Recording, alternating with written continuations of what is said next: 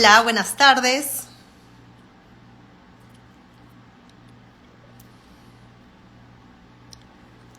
Hola, José. Hola, buenas tardes. ¿Cómo están todos?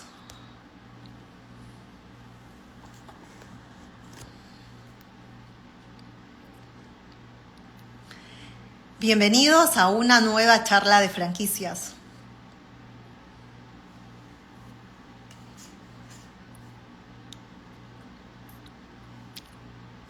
Hoy día les tenemos algo bastante especial.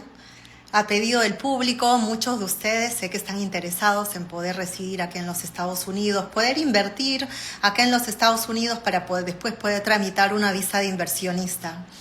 Así que nos animamos hoy día a invitar a Federico Vargas, un abogado de inmigración con el que trabajamos bastante cerca. Entonces hoy día prepárense que vamos a hablar de temas que nadie habla. Hay temas más profundos en cuanto a la visa E2. Hay cosas que ustedes deberían saber porque no solamente es obtener la visa, sino también poder renovarla. Así que hoy prepárense que vamos a hablar de temas bastante importantes como están, para darles una recapitulación. Por ejemplo, hay la visa, puedes accesar a una visa E2 teniendo 50% de control de la compañía.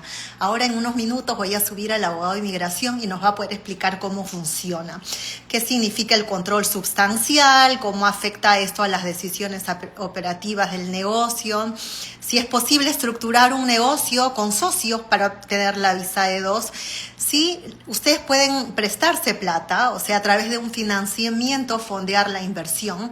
También vamos a poder hablar de cómo funciona el seller financing. Hay muchas personas que no saben que pueden ustedes, el mismo dueño del negocio les puede dar un préstamo y incluso prestándose plata del dueño del negocio califica para la visa de inversionista. Así que vamos a hablar de eso. Vamos a hablar de tema tan importante que es el origen y la transabilidad de los fondos. Cosas, por ejemplo, que tampoco no se hablan es de cómo funcionan los alquileres o subalquileres, cómo eso hace parte de la carpeta que se presenta.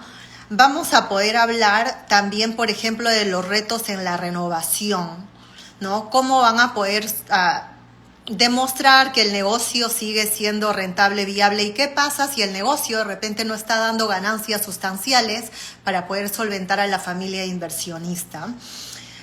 Vamos a poder hablar de eso. También algo que deberían saber es cómo, si ustedes deciden hacer un cambio en el negocio, o sea, vender el negocio que compraron para poder, antes de renovar su visa, ¿cómo funciona eso? ¿Es posible cambiarse de negocio cuando están con la visa E2? La respuesta es sí. Ahora el abogado de inmigración nos va a explicar cómo. Muy, muy importante es poder saber los aspectos legales de la operación del negocio, ¿no? Por ejemplo, si el negocio entraría en dificultades legales o financieras durante el periodo de la visa E2, ¿qué pasa con esa visa E2? También cómo protegerse ante auditorías o revisiones por parte de UCIS. Tema también importante. Van a poder ustedes, por ejemplo, hacer también preguntas. Acá tenemos una recolección de preguntas, como les dije, a temas que públicamente la gente a veces ahí en las redes no están hablando. La mayoría de gente habla de los requisitos, como las cosas superficiales. Este vivo es para que ustedes entiendan cosas más profundas. Por ejemplo, ¿qué hacer si UCIS solicita evidencia adicional sobre un negocio que está operativo, digamos, en menos de 6 meses? Si es posible obtener la visa E2 antes que el negocio esté operando. ¿Cómo funciona eso? Y también cómo manejar el riesgo de rechazo y cómo poder prepararse para un plan alternativo. Así que, sin más que decir, ¿qué tal? ¿Cómo están todos? Bienvenidos, bienvenidos. Ahorita le voy a subir al abogado de migración y vamos a poder arrancar con nuestra sesión de preguntas y respuestas.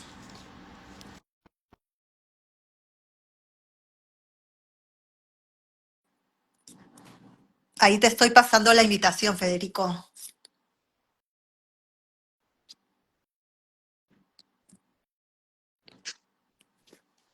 Yeli, buenas tardes. ¿Me Sí, escuchas? te escucho bastante bien. ¿Tú?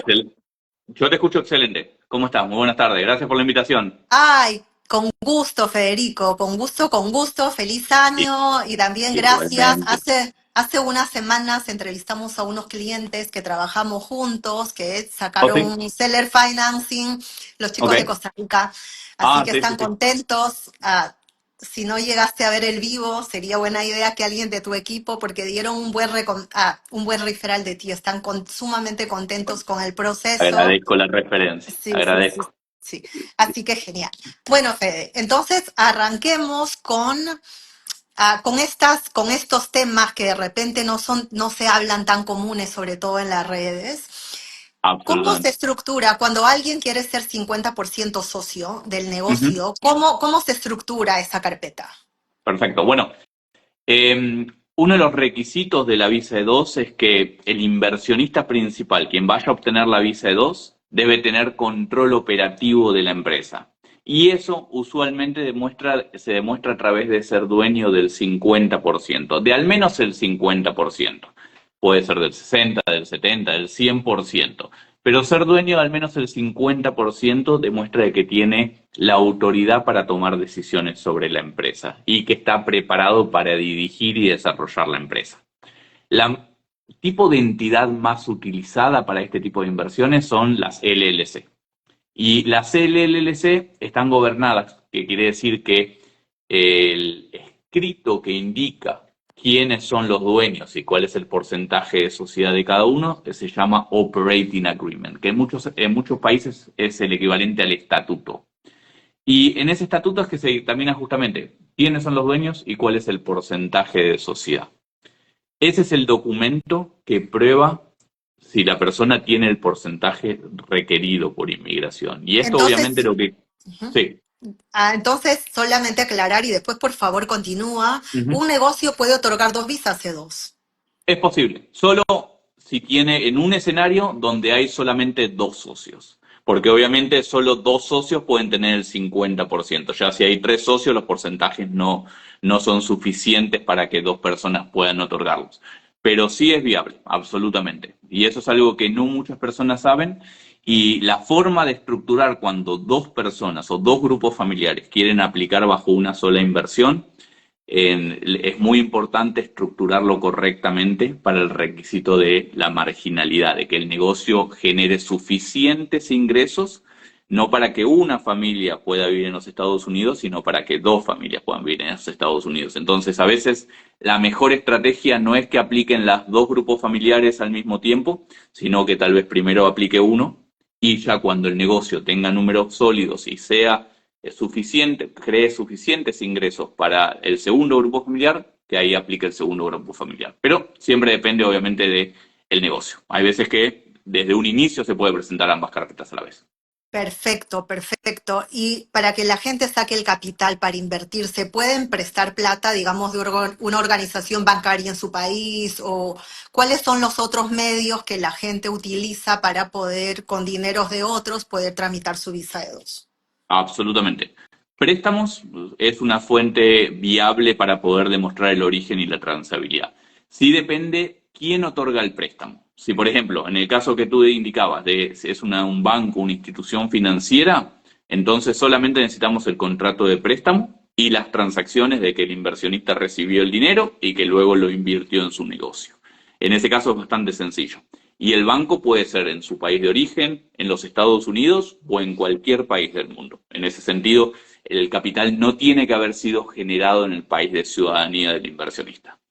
Ahora, también es aceptable préstamos personales, que sean de empresas privadas o de individuos familiares, que es algo que ocurre muy comúnmente. En ese caso, la única diferencia es que inmigración exige que la persona que haya realizado el préstamo pueda demostrar de dónde obtuvo los fondos. Así que ahí sí tenemos que demostrar el origen de los fondos del prestamista. Y obviamente el inversionista, el origen de sus fondos es el préstamo en sí, que se prueba a través del contrato. Pero la única limitación que indica la ley para este tipo de préstamos es que la garantía del préstamo no sean los bienes de la empresa, sino Ujú. que sean bienes personales del inversionista. porque si los bienes de la empresa garantizan el préstamo, entonces en ese escenario inmigración no considera que ese capital esté en riesgo, que es otro de los requisitos de la visa.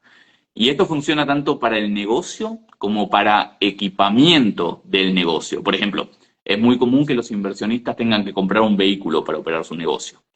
Y muchas veces no compran el vehículo total al contado, sino que obtienen un préstamo, un financiamiento, e inmigración contabiliza el monto total del vehículo si la garantía no es el vehículo de la empresa, sino que es un bien personal.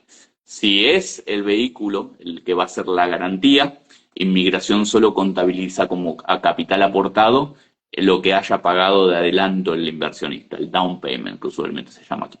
Genial. Y acá hago un paréntesis, chicos. Espero que estén prestando atención a lo que acaba de decir Federico y también les recuerdo que se suscriban a nuestro canal de YouTube porque esto lo vamos a colgar en el canal de YouTube y después lo van a poder ver, también lo van a poder compartir, también les vamos a poder pasar los datos de Federico Vargas para que él les pueda dar una asesoría con su estudio. Así que siéntanse conformes de eso, pero eso sí, mucha atención, porque por ejemplo, cuando entrevistamos a los chicos que se compraron la franquicia de Wolfgang en el área de Orlando, ellos usaron, por ejemplo, un seller financing y esa fue la Claro. clave, ¿no? Que las garantías, ¿nos puedes explicar un poquito eso?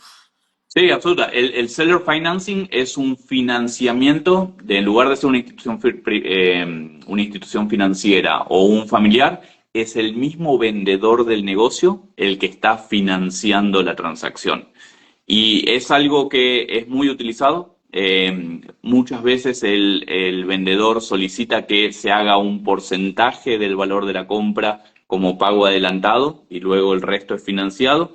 Y mientras que ese financiamiento sea garantizado con bienes personales del inversionista, inmigración considera que el monto del préstamo también ha sido capital invertido.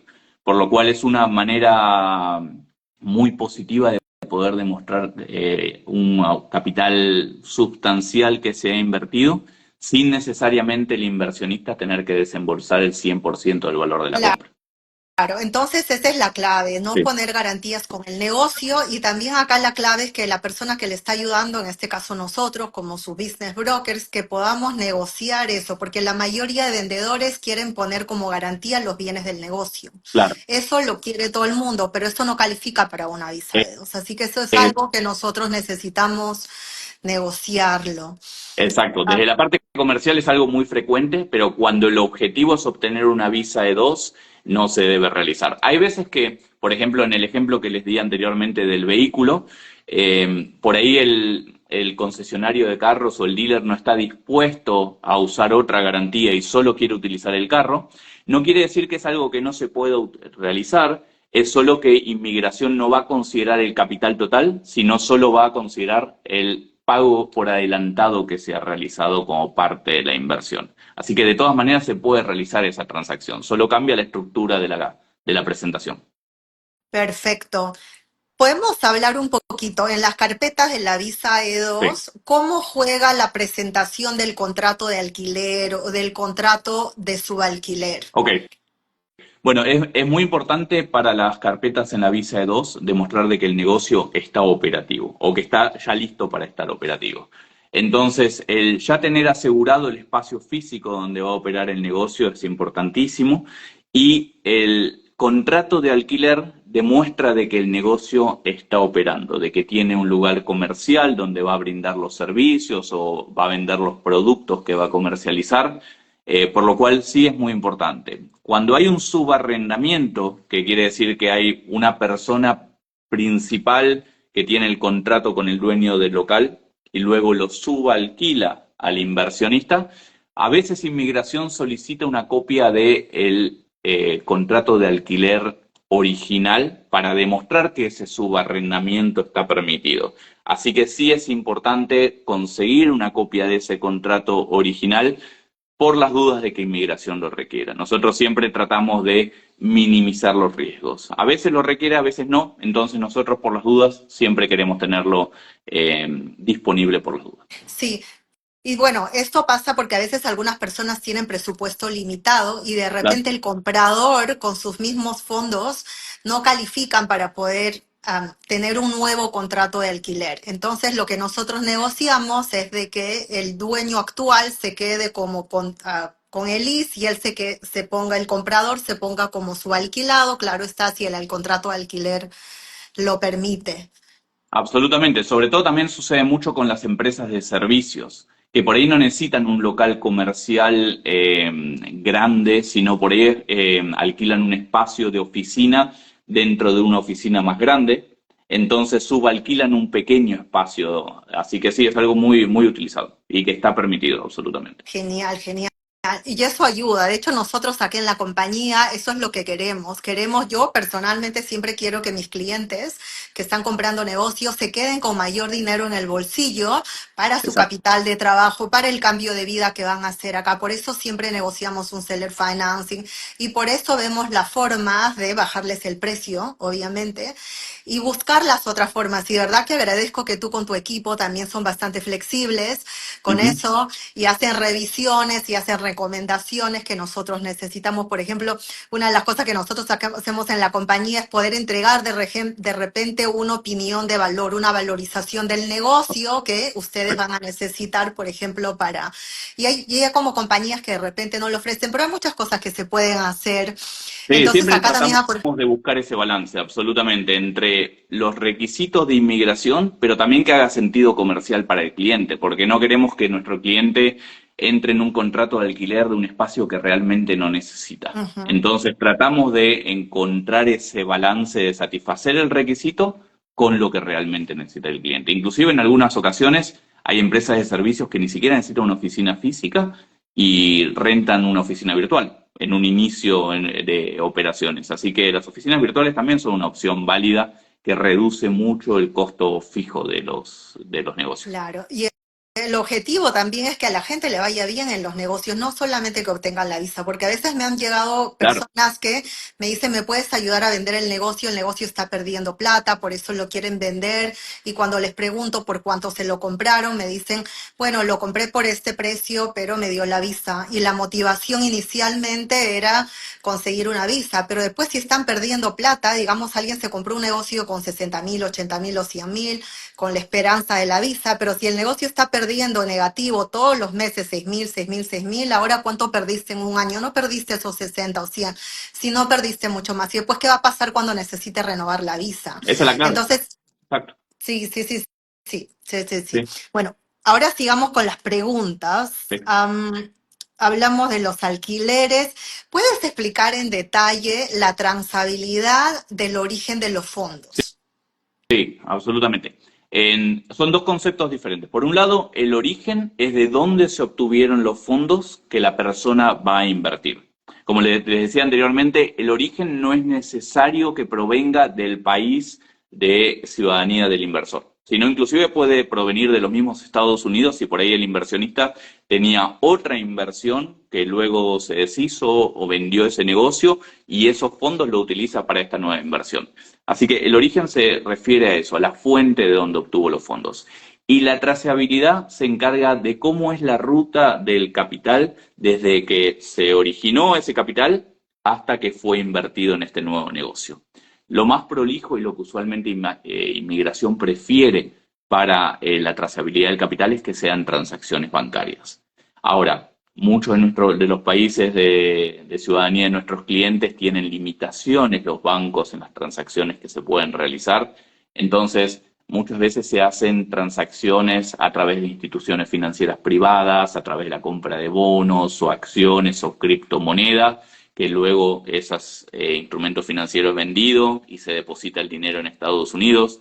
Por lo cual hay diferentes estrategias para poder demostrar la trazabilidad, pero es muy importante que esté bien documentada. Sobre todo porque una vez que el capital ha sido invertido en el negocio, ya el origen y la trazabilidad no podemos volver atrás. No podemos resolver cualquier problema en cuanto a documentación que haya habido, por lo cual es muy importante tener el origen y la trazabilidad correctamente documentado antes que se realice la inversión. Eso es absolutamente vital. Buenísimo. Por ejemplo, nosotros hemos tenido clientes que han recibido una herencia, a pesar que Ujú. los padres están vivos, han recibido una herencia para poder, lo típico, las personas venden sus propiedades o sus negocios para poder mudarse a los Estados Unidos. Acá Claro, te hago una pregunta. Por ejemplo, un argentino se puede prestar plata de un amigo ciudadano americano y con esa plata tramitar su visa E2. Y digamos que el absolutamente. dinero del americano fue generado acá, obviamente, aquí en los Estados Unidos o el dinero. Ok. Absolutamente, solo tenemos que documentar el ciudadano americano cómo obtuvo los fondos y a través de un contrato de préstamo que hace con este ciudadano argentino en este ejemplo, le transfiere el dinero a su cuenta personal y una vez que el argentino recibe el dinero en su cuenta personal, lo transfiere a la cuenta de la empresa para capitalizar su empresa y poder realizar la inversión. Así que absolutamente, donaciones también es otro vehículo que se puede utilizar cuando no se espera que se pague de regreso ese dinero. En herencias, herencias en vidas, como el ejemplo que mencionabas anteriormente, venta de propiedades, venta de vehículos, venta de productos Acciones. personales, acciones, criptomonedas. A veces con criptomoneda va a depender un poco del tipo de criptomoneda, porque hay ciertas criptomonedas que eh, aseguran tanto la identidad o protegen tanto la identidad del dueño de la criptomoneda que es imposible poder indicar quién es realmente el dueño de la criptomoneda. Entonces ahí hay que analizar bien la documentación. Pero todas esas maneras son maneras legales. También ahorros. Ahorros es una manera muy común de poder demostrar el origen del capital. Genial. Digamos, alguien tiene apartamentos acá en Miami, digamos, y Sí, tiene los apartamentos hace 2 años o más. En este sí. caso van a sacar un préstamo en contra de la casa, digamos, el equity, para poder sacar dinero e invertir en su visa E2. Ujú. ¿Solamente los papeles de compra de la propiedad o solamente los papeles del préstamo son suficientes o hay que ir Sí. más atrás? No, solamente en ese escenario, por ejemplo, solo con el contrato de préstamo que obtuvo a través del equity de la propiedad es suficiente para demostrar el origen del capital. Inclusive si esa propiedad ha sido adquirida a través de una empresa. Por ahí el inversionista creó una empresa para comprar esa propiedad y es la empresa la que obtiene ese préstamo. Luego se hace una distribución de capital o de dividendos para el inversionista, que luego con ese capital decide invertirlo en una nueva empresa. Así que absolutamente, pero siempre y cuando se estructure correctamente. Porque muchas veces sucede que por ahí los inversionistas primero realizan la transacción y cuando ya tienen el dinero en su cuenta, nos contactan y a veces ya es muy tarde porque no tuvimos control sobre los documentos que deja cada uno de esos pasos y eso eleva el riesgo de la visa. Claro, entonces esto me lleva a una pregunta que nos hacen todo el tiempo. ¿En qué momento debo hablar con mi abogado de inmigración? ¿Tengo que esperar estar bajo contrato en la compra-venta de mi negocio? ¿Tengo que ya haber comprado el negocio? ¿Cuándo es ideal empezar a hablar con el abogado de inmigración? El momento ideal es cuando va a haber movimiento de capital. Cuando se va a transferir el capital, sea del país de origen, sea que se originó en los Estados Unidos o cualquier capital que se va a utilizar para la inversión, ese es el momento ideal para contratar un abogado y poderse a trabajar con un abogado para asegurarse de que una vez que los fondos estén en los Estados Unidos, ya esté absolutamente documentado y el inversionista solo tenga que preocuparse por realizar la inversión. Ese es el momento ideal. Genial. Genial. Nosotros también a los clientes les recomendamos que se vayan familiarizando con lo que van a necesitar a medida que van evaluando negocios, que se familiaricen un poco y también, ¿por qué no elegir con quién abogados se sienten cómodos para poder, ¿no?, empezar el proceso cuando estén listos? A ver, Absolutamente. es algo acá, como la importancia de revisar el plan de negocios, los contratos, los estados financieros para evitar contradicciones. ¿Cuán importante es esto? Es muy, muy importante.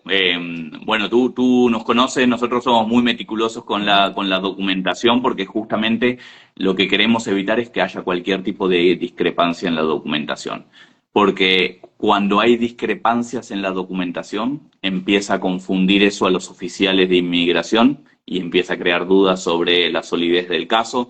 Así que todas esas discrepancias tienen que ser resueltas antes de presentar la carpeta, sea ante la embajada o ante USCIS aquí en Estados Unidos.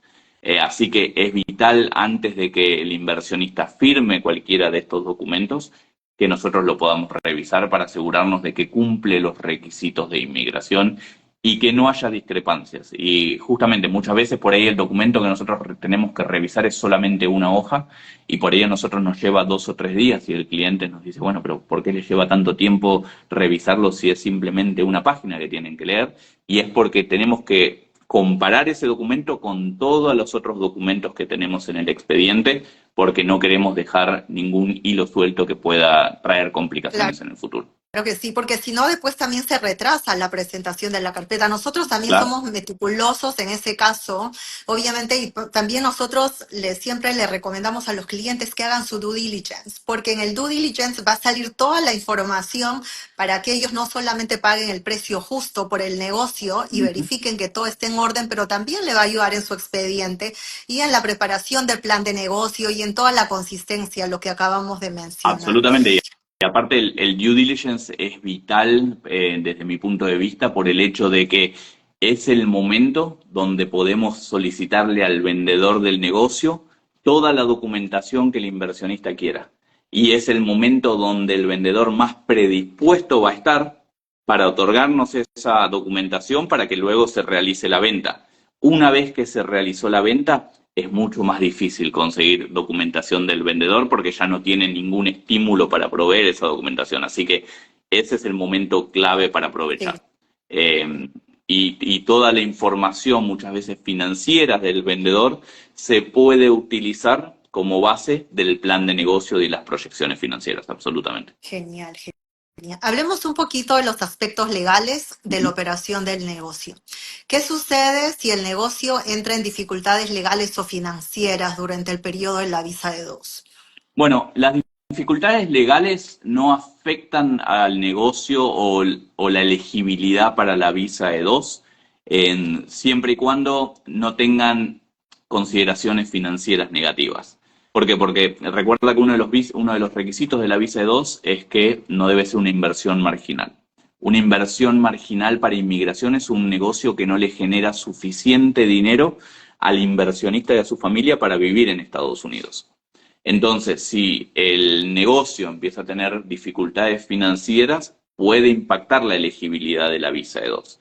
Por eso es importante, cuando se hace un plan de negocios, ser conservador con las proyecciones financieras, que sean proyecciones alcanzables para que justamente cuando llegue el momento de la renovación, se pueda demostrar de que se cumplió el objetivo o se superó. Pero en el escenario donde no se ha alcanzado y las ventas o la rentabilidad está muy por debajo de lo que se había indicado en el plan de negocios, puede ser una dificultad. A veces sí los clientes creen que la marginalidad se tiene que satisfacer desde el día uno, desde el momento en que se presenta la aplicación, y la realidad es que la ley indica que el negocio debe demostrar que tiene la capacidad de generarle suficientes ingresos al inversionista en un plazo de 5 años. Por lo cual es muy normal que los primeros años el negocio no sea rentable y que se mantenga a través del capital que ha invertido el inversionista. Pero tenemos que demostrar con el plan de negocio, con proyecciones financieras 5 años, cuándo es que va a empezar a ser rentable el negocio. Ya a los 5 años, al momento de renovación, ya debe ser rentable para ese entonces. Claro que sí. Entonces, qué bueno también que mencionaste esto, porque obviamente muchas personas quieren lanzar un negocio, digamos, una franquicia desde cero, y obviamente la franquicia todavía no está operativa, así que qué bueno que mencionaste lo de la marginalidad. Acá hay otras preguntas que tienen que ver con la doble tributación, etcétera. Nos podemos quedar toda la noche. Yo les invito a que saquen una reunión con el estudio de Federico. Y acá tenemos otras preguntas.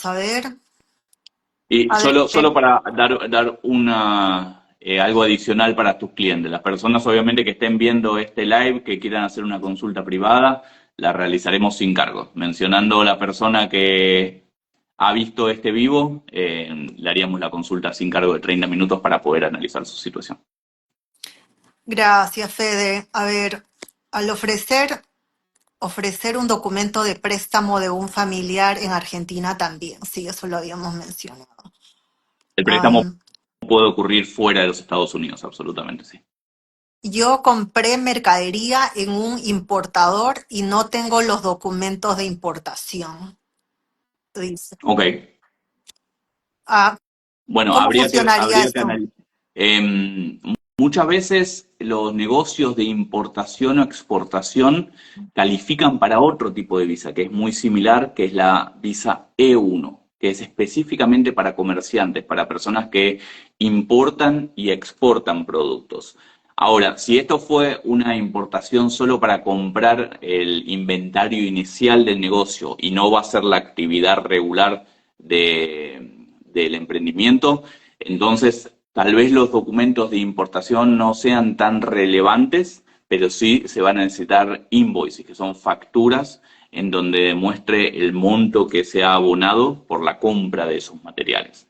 Así que sí tendría que analizar un poco y saber un poco más de la situación de esta persona para poder decirle si es un inconveniente o no es un inconveniente. Claro, y también la realidad es que la inversión, mientras más alta sea, también es más atractiva, ¿no? Entonces, por ejemplo, mantener recibos, hablando de recibos de sus pasajes de avión, lo que pagaron para hacer la LLC, lo que van a pagarle al estudio de abogados, todo eso suma como la inversión, ¿correcto?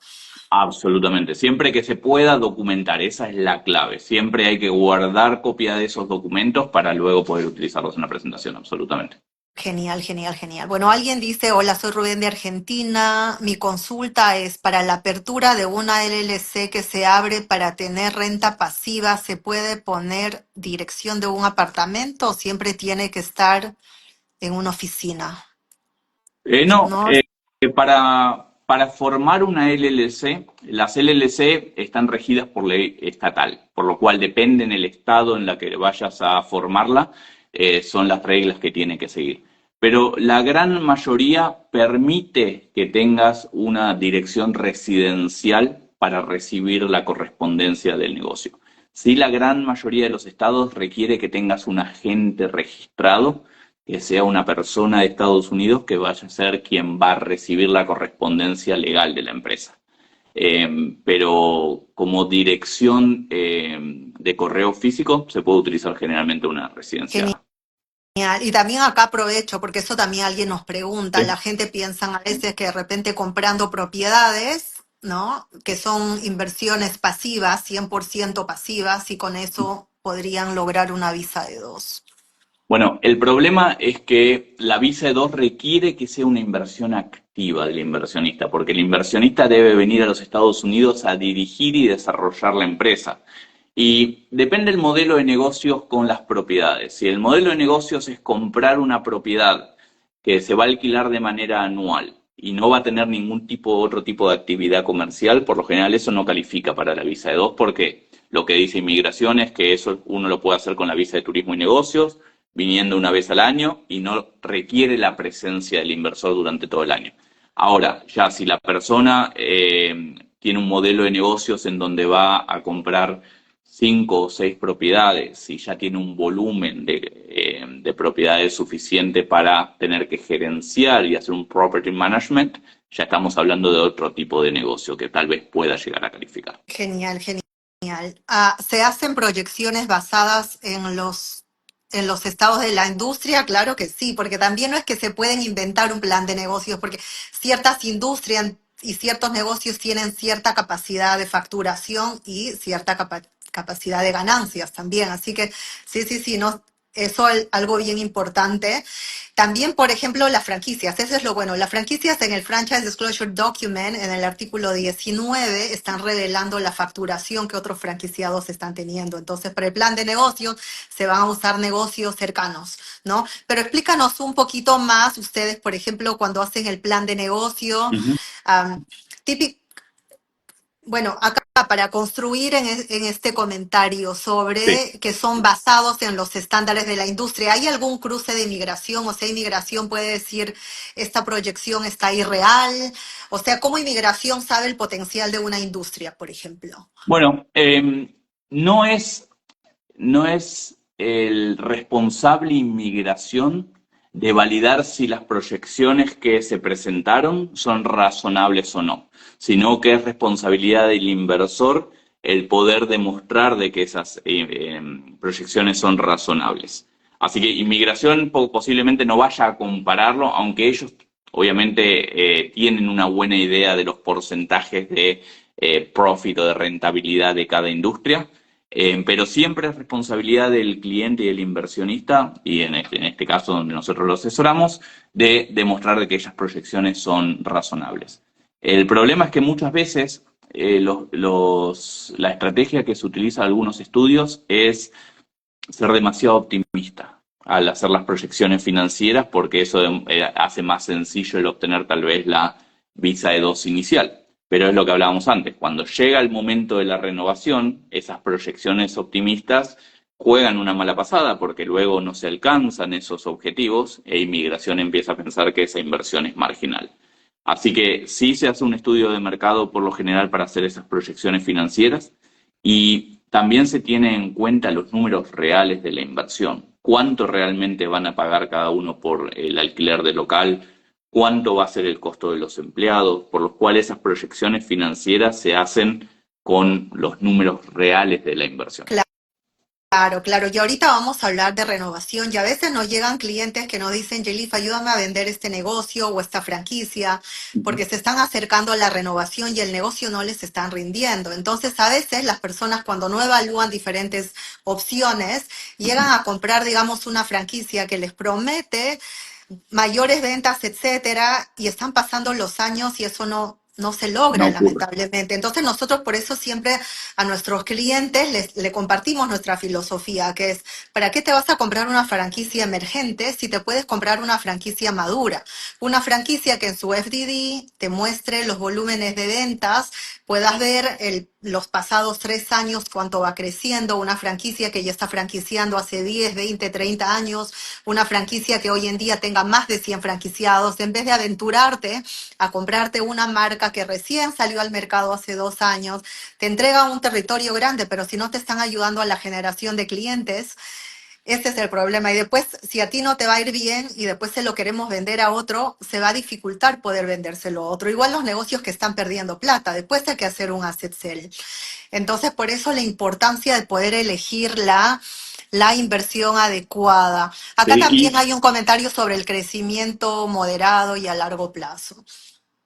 ¿Qué sí, decía Fede? el documento ese que tú mencionabas, el FDD en la franquicia, es un documento vital. Es un documento vital porque es un documento extenso que tiene por lo general 120, 170 páginas, pero tiene toda la información de la franquicia, lo bueno, lo malo, proyecciones financieras, y es un documento que está auditado por la ley federal.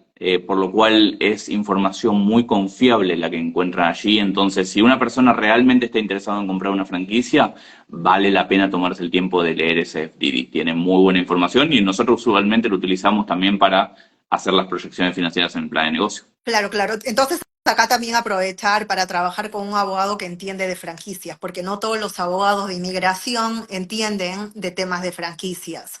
Y Sí. también lo que mencionaste hace un rato, o sea, el negocio necesita estar operativo o a punto de estar operativo. O sea, no hay que esperar a que la franquicia tenga ciertos volúmenes de ventas para poder empezar a tramitar la carpeta, ¿correcto?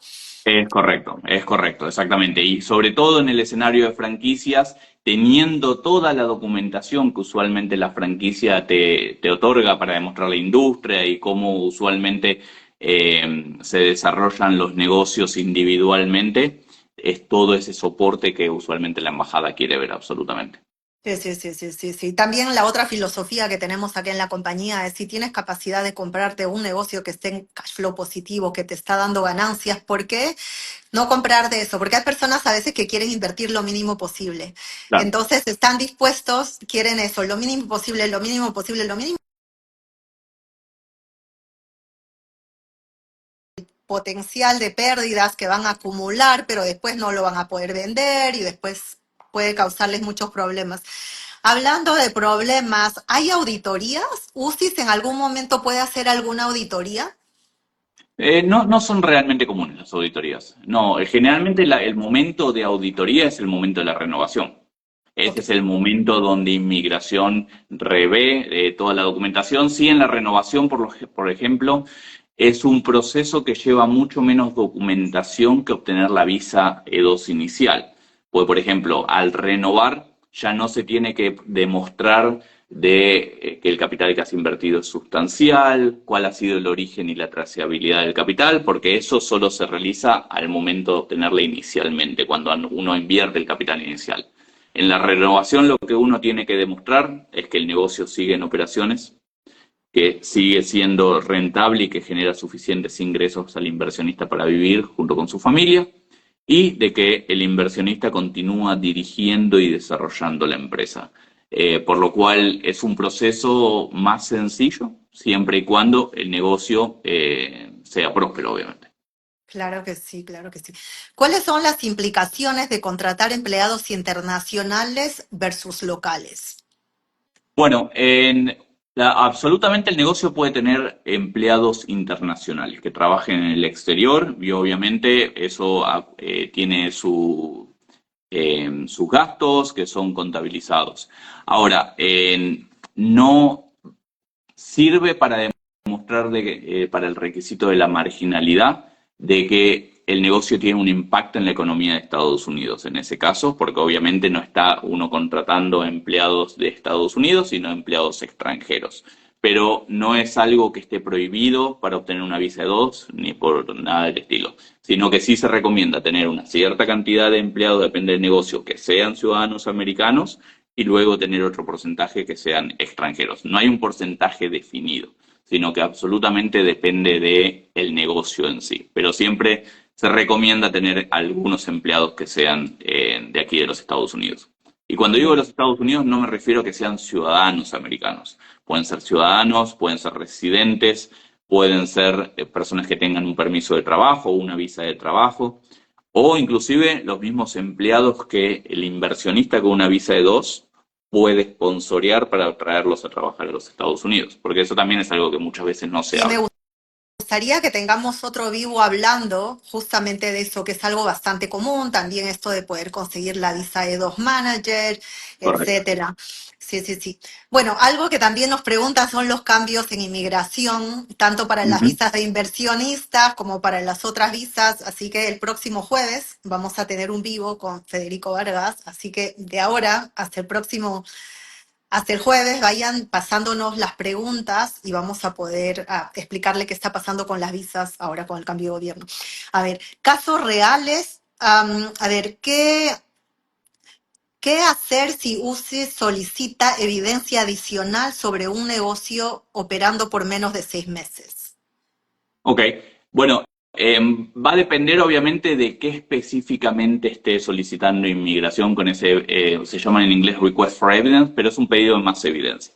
Si lo que está cuestionando inmigración es la operatividad del negocio, documentos que usualmente se deben presentar, contrato de alquiler, por ejemplo, que conversamos anteriormente, tener las licencias y los permisos necesarios para operar, el tener los estados de cuenta bancarios, demostrando los ingresos y egresos de los gastos que ha tenido la empresa, un profit and loss, que es un estado financiero donde demuestra los ingresos y los gastos que ha tenido la empresa, en recibos de sueldo de empleados, eso demuestra también que el negocio está operativo, lista de clientes.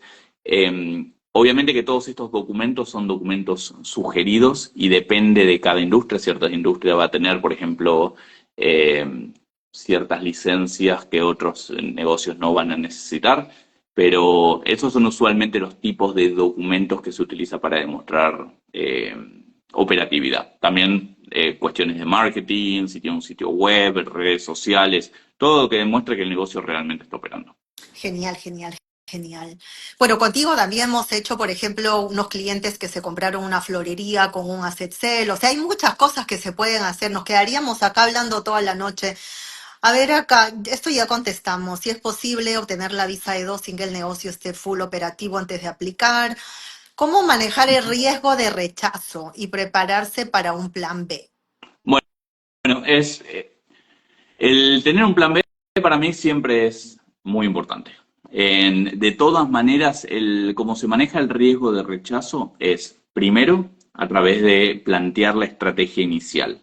Desde el momento en que por ejemplo, cuando nosotros iniciamos la representación, lo primero que hacemos es una reunión con todo mi equipo junto con el inversionista para armar el plan de acción y hablar de cada paso que el inversionista va a tener que ir dando hasta que estemos listos para aplicar.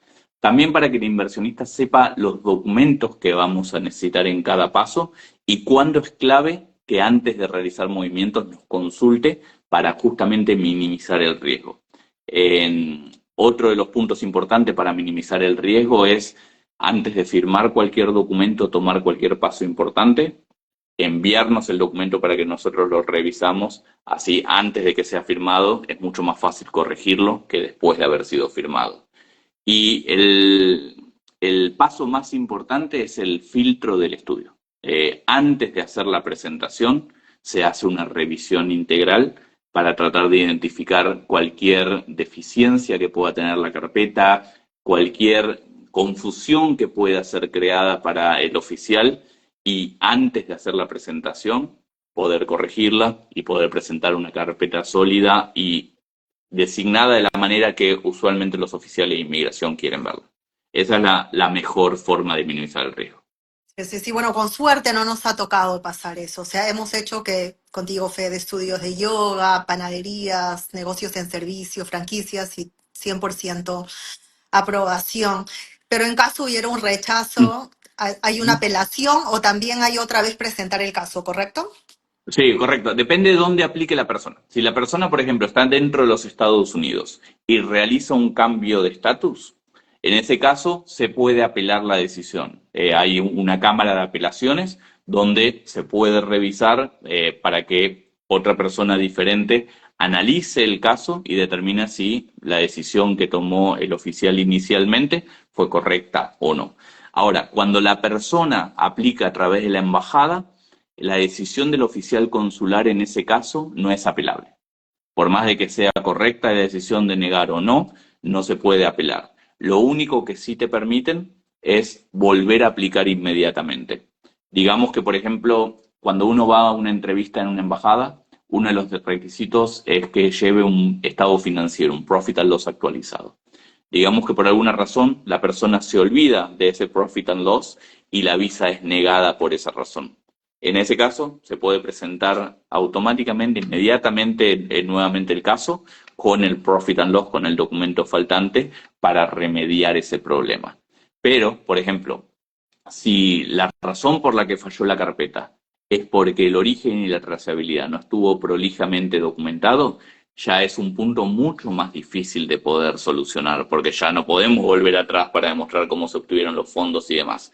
Entonces, ahí el planeamiento y la estrategia que se traza inicialmente es vital. Correcto. Federico, ¿cuál es la forma más eficiente para agendar una reunión contigo? Bueno, está acá en este vivo, ahí le pueden escribir un DM o nosotros, con ¿Sí? gusto, escríbanos un WhatsApp y te conectamos con el WhatsApp del estudio de Federico. Por WhatsApp es la manera más rápida, si no nos pueden también contactar por email. El número del estudio es 786-474-1278 y como les decía anteriormente, las personas que mencionen que vieron este vivo tienen la consulta de 30 minutos gratuita. Sí, buenísimo. Bueno, Fede, muchas gracias Un por placer. este espacio. Nos vemos el jueves con las Perfecto, novedades. perfecto. Y, Por y lo bueno, menos nada, anticipo que no hay grandes novedades para Visa C2, no se planifica haber grandes cambios. Durante la anterior presidencia del presidente Trump, las visas C2 no se han tocado. Es un presidente que tiene mucho, obviamente, de perfil comercial, por lo cual sabe que personas que quieren traer capital a los Estados Unidos hay que cuidarlos y protegerlos, así que no es el foco en estos momentos del presidente. en realidad favorable, porque también si hay o van a haber restricciones con otro tipo de visas, Ujú. entonces ahora la gente, el mejor camino, posiblemente el único camino disponible para estas personas sea la visa de inversión. Así que puede ser puede ser algo positivo. Bueno, absolutamente. también acá alguien de mi equipo cuelguen el link de los negocios que tenemos en venta. Nosotros nos contratan para ayudar a comprar y vender negocios aquí en los Estados Unidos. Ayudamos a personas a comprar franquicias en todos los Estados Unidos y así como el estudio de Fede, una de las cosas que la compañía de Fede y la nosotras tienen en común es que tenemos un equipo y nos interesa el bienestar de ustedes. Más allá que logren una aprobación de visa, nosotros tampoco somos de acá, hemos emigrado, muchos de nuestros clientes y personas que trabajan en nuestras compañías también.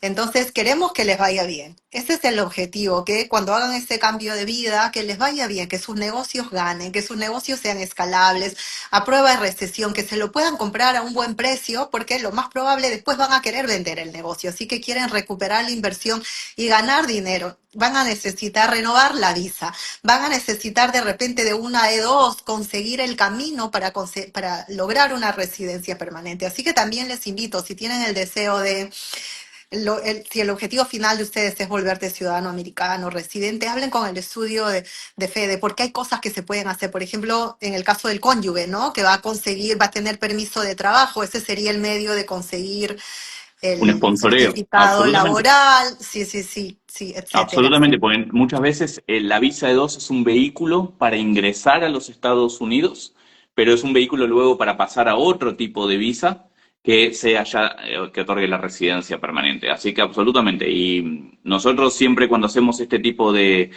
asesoría somos bien honestos con los clientes y en algunas ocasiones le decimos, mira, la estrategia que quieres utilizar no va a funcionar para la visa de dos, no te recomendamos ir por ese camino porque va a ser rechazada y directamente no aceptamos el caso. Entonces, sí, la consulta inicial es muy, muy importante y ser bien honesto con los objetivos y la forma de conseguirlo para poder asesorarlo de manera correcta. Claro, y después, por ejemplo, está la visa L1. Yo he conocido a Claro, varias personas que sacaron la E2 porque pensaban que era lo único que ellos podían y en realidad les convenía más sacar la visa L1. exacto. Bueno, ahora sí, gracias otra vez, Perico, te voy a tener Un toda la placer. noche acá. Nos vemos Un pronto, placer. muchas gracias a toda la audiencia, les deseamos muchos éxitos en su vida personal, en los negocios, un abrazo grande, que estén bien, compartan este vivo, síganos en las redes, tanto a las redes de Federico como la nuestra, suscríbanse a nuestro email marketing, así se van a seguir enriqueciendo de información. Muchas gracias a todos, buenas noches. Un Gracias, placer, que ande muy Fede. bien. Hasta Gracias. luego.